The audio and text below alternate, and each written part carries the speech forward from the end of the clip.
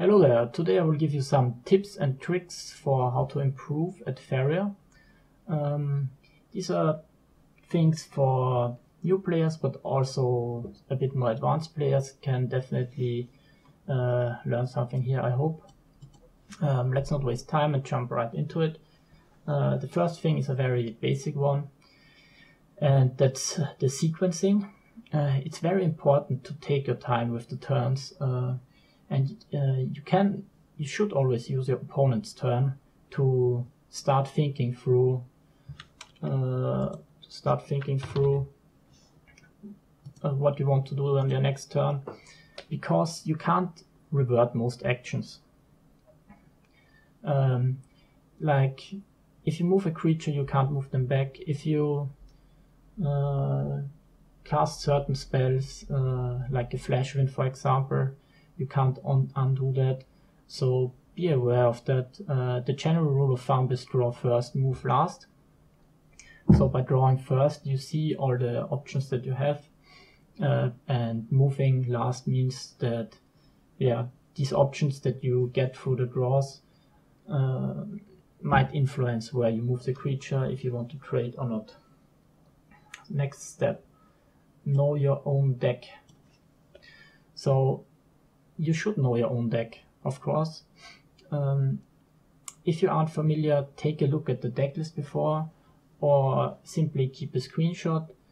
Personally, I, for tournaments, always like to have a screenshot of my deck lists, even though I know them by heart, but it's just to have some extra confidence. And if I have a black card, I don't know, I have the security of having the deck list next to me, so you can always have a look at it. And why do we want to know your deck? You want to know your deck list because it's very important for your mulligan and for the odds to draw your right card. So if you are fishing for something that can help you win the game or make an important trade, you want to know the odds for this to happen. So yeah, the other thing is for the mulligan. That's something you don't even want to decide when the game starts. You can think about it before that. So if you take a look at the deck list and see you have these harvesters, or maybe even these events that you want to keep early on, you can think about it before the game starts, so you can be prepared for when you're in the game. Next thing is knowing your opponent's decks. So there are 3 steps to knowing your opponent's decks. The first step is to know what to expect from each color. So if you have green, you should know that they can have buffs, or it would be helpful if you know the full collection, but that might be a lot for a new player. But against green, you have to know they have buffs.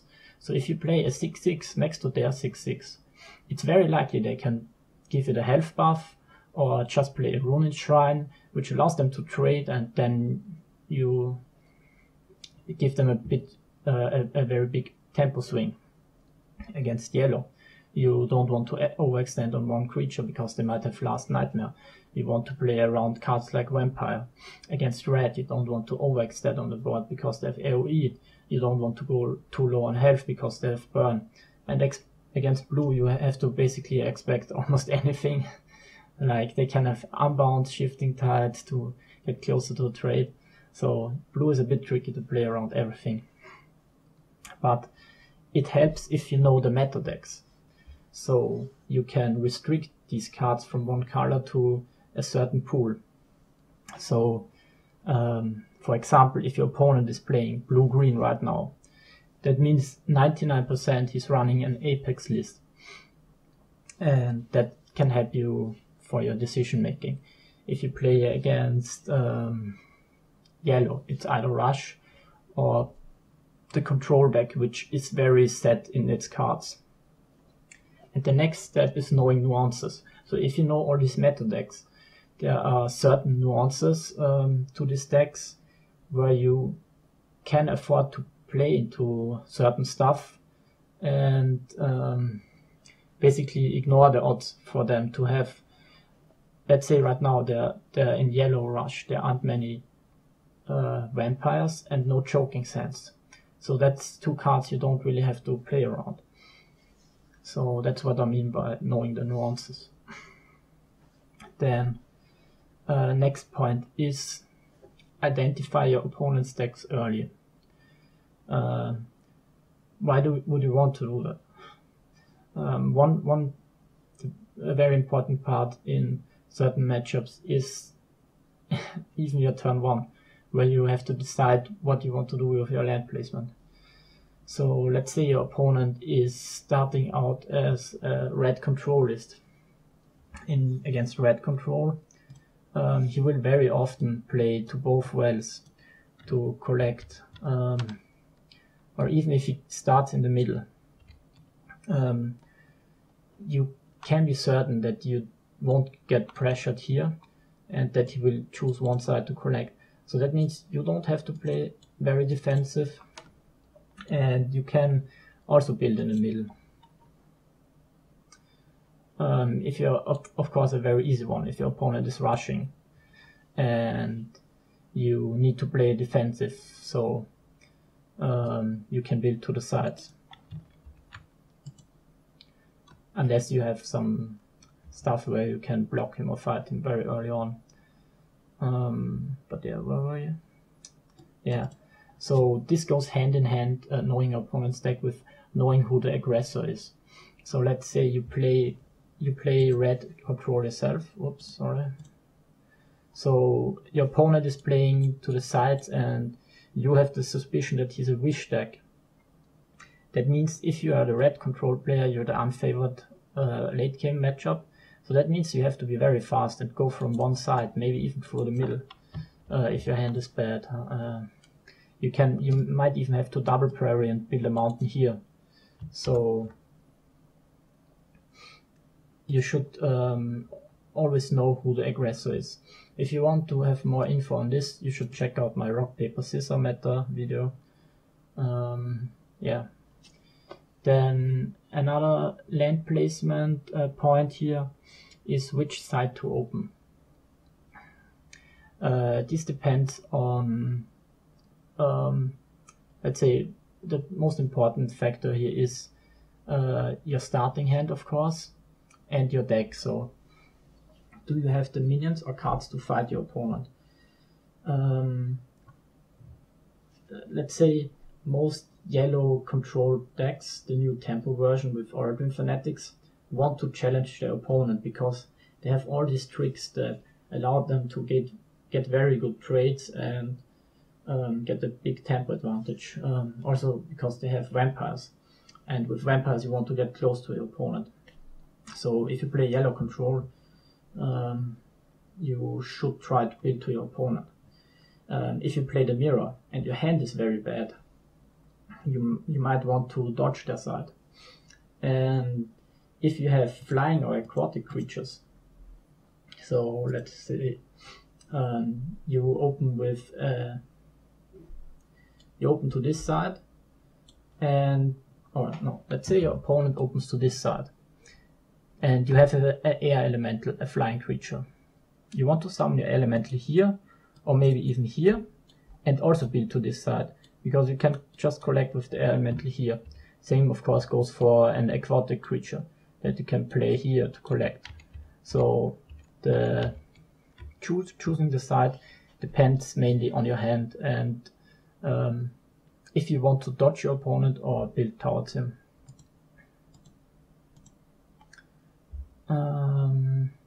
Next step, a more general one, is risk versus reward decisions. It's usually a pretty obvious one, but you should always think about it, especially when the game gets close. So you have to look at the whole situation and see who has the advantage. If you are behind, let's say you don't have any Faeria and only one creature that you can use to collect or to block your opponent, it might be better to collect just to get the additional Faeria so that you can make the miracle comeback. Then if you just block it and don't get any more Faeria and you just delay your loss. So sometimes you have to take the 1% risk to win the game compared to the 100% outcome to lose the game if you don't take this risk. And on the other hand, if you have the lead, so let's say your opponent has no or only one creature out, and you could go face, but he's a bit high on health, and you can kill his creature and he can't collect and has only 3 Faeria next turn. Go for the clear, drop another Harvester on your side, and simply dry him out. Yeah, that's risk versus reward. Then a very short one, summon your creatures next to the well so you can collect and trade. I see this mistake made quite frequently. So let's say you have a colored land here and a colored land here, and your opponent, I don't know, has a creature here.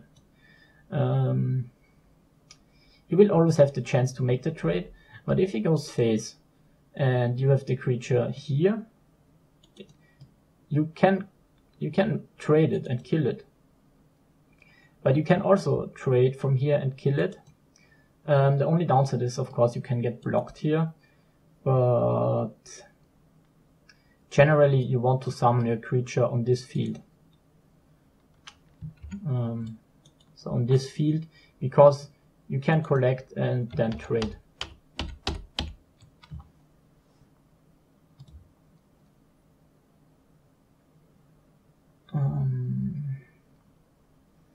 Next point, that's a very important one. Mostly something beginners have to learn, and that is a trade range. And trade range is very important because for all trades you want to have the initiative. So why is that so important?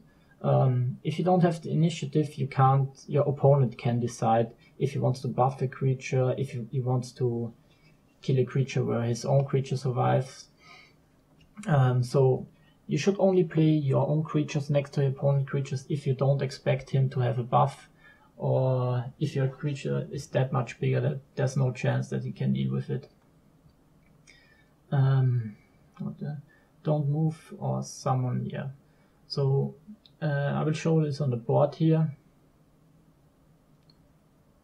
Oh no, that's not important. Only just some stuff you have to, like this goes into deck card knowledge. So if your opponent is blue, let's jump to the map. This is quite often important in Pandora.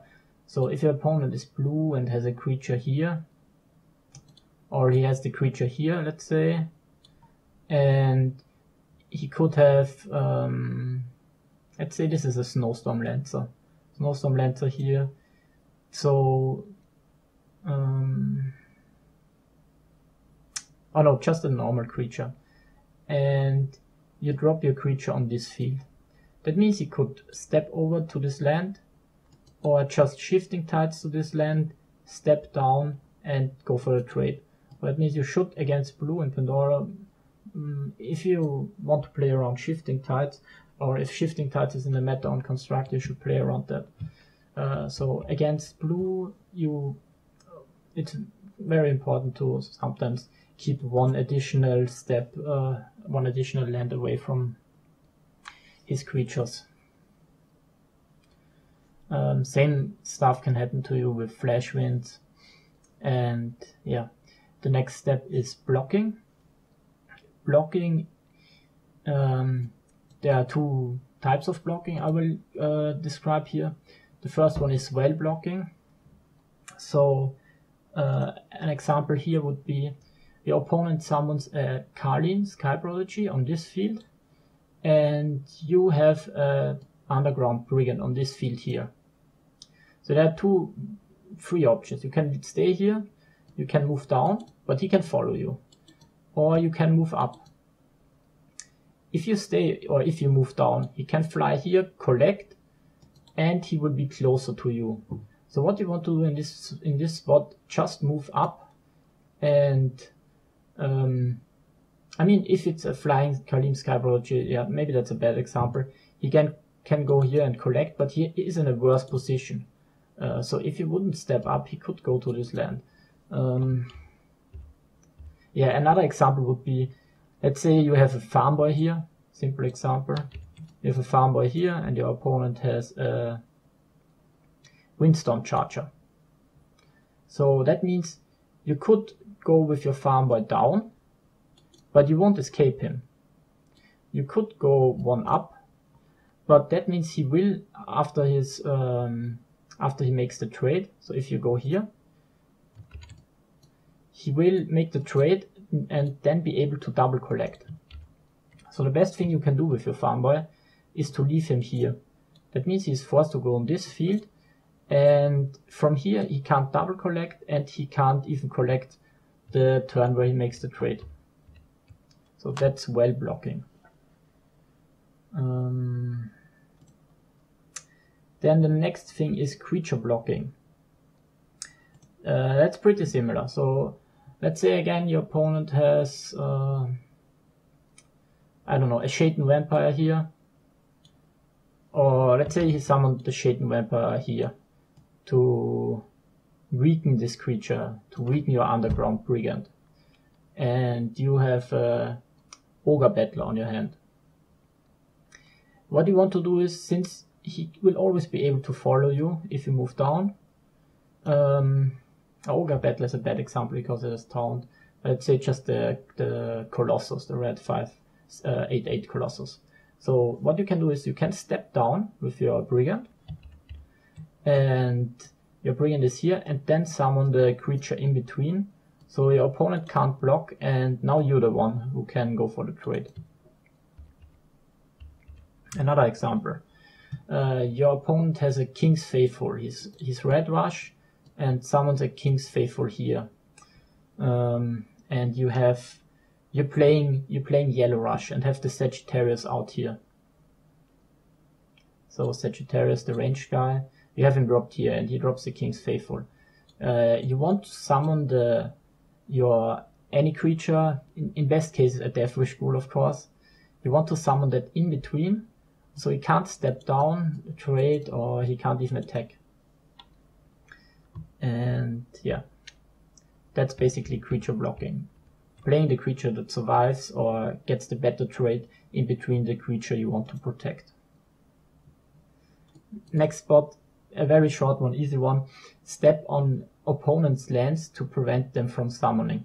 So let's say your opponent has a Wish deck and you have very low health creatures. You're playing blue with Battletoads, and here is a mountain for him, and let's say, I don't know, here's one of his mountain, and if you lock down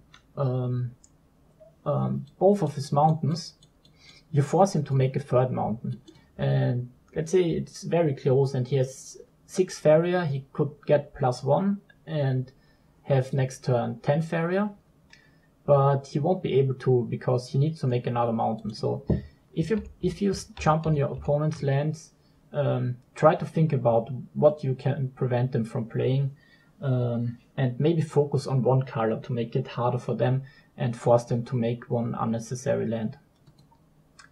So that also goes to the next point, be efficient with your own lands. This is something that I see one of the mistakes even advanced players do, and on average it will cost you some games. So the first point is don't make more colored lands than your land threshold requires. So let's say you play yellow control and your land threshold is 5 deserts. You don't want to make, if you have no Windborn champion on a hand that needs 5 deserts, you don't want to make your turn 5 5th desert if you don't have a creature to summon on it.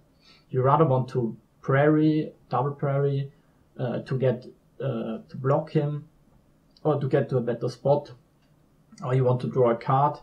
Do everything else except making the 5th land most of the time. And another thing, being efficient with lands is, let's say you're playing blue and you open unless you know 100% that you go from one side, because your opponent is playing wish or something where you have to be a bit more aggressive. But even against wish you would probably go for well control. But doesn't matter. Don't make a lake here and then the second lake here to summon your 3-drop, your Lorfif or your Mochi. Go for land on both sides, because if you have 2 lakes here and you want to have a collector on the left side, you have to make a 3rd lake. That means you have 3 defensive lands already, and you want attacking lands as well. So you spend a lot of resources to make these lakes back here, when you actually want them also here to attack and make neutral fields in the meantime. So as an opener, make a neutral, lake here, then maybe neutral here, maybe even again double neutral. So especially with mono decks, you want to get the most out of your action wheel, and neutral land as often as possible. So that means don't cluster your lands and spam neutrals. Then another point is, no need to remove a creature that isn't harvesting. So let's say your opponent plays yellow control and you red control, and he summons air elemental on this spot, builds up on this side and wants to fly with the air elemental here, and you're holding a Cypher's Wrath. There's no need to kill the minion right now, because it's not collecting. And if you wait and don't remove it now, he might overextend, play another creature or 2 more creatures that you could kill with your AoE. So another example is your opponent is playing blue, and he has a lake here and maybe a lake here, and he drops a Lorfif to draw on this field. And you have Falcon Dive, for example, in your deck. There's no reason to kill this creature now, because it's not collecting. Your opponent might think, I don't need another collector, I can just move up with my Lorfif to this side, and he will waste his turn to make a land there, to move up, and then next turn you kill it, and he won't have a collector for this side. So always think about what you get out of removing. Yeah, unless of course, if you have a creature next to it and he could trade, then of course you want to remove it. But yeah. And the last point, save up the Faeria. So one thing is, you can just get a Faeria and save it up. You don't lose it at the end of the turn, of course. So make use of that. Don't overextend on the board. 1 harvester for each well is enough, and if you harvest 2 or more wells, you're in a very good spot. However, you can play a second harvester. It's quite often if you play something like Burn. So let's say you have a you have lands here, and you have a creature on this spot, and your opponent is pushing from this side. And it's very likely that he can kill this minion next turn. Then you just move up with it and drop another creature behind. So even if you will kill this, you will already start gathering next turn and can maybe even go for the trade. Yeah, I think that's it for this video. If you have any questions, or just let me know. And yeah, thanks for watching. Bye bye.